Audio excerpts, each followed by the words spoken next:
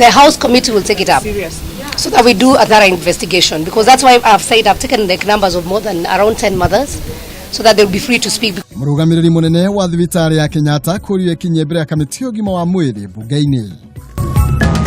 We demand, as Honorable Tangula said, that these innocent Kenyans be released forthwith. Babu Owino and the students, university students, who have committed no crime also. Igeria rĩa atongoria NASA kwendekithia mũmbunge wa Embakasi ya irathĩro Babu Owino arekererio kũringa ihiga. If they were to remove me in parliament, let them do. I dare them. Try. If it is disciplinary, I'm ready. Kiama kia Jubilee kuhea bunge arĩa marathiĩ mũgarũ na watho wa kĩama mũkana wa kwerwo ikinya.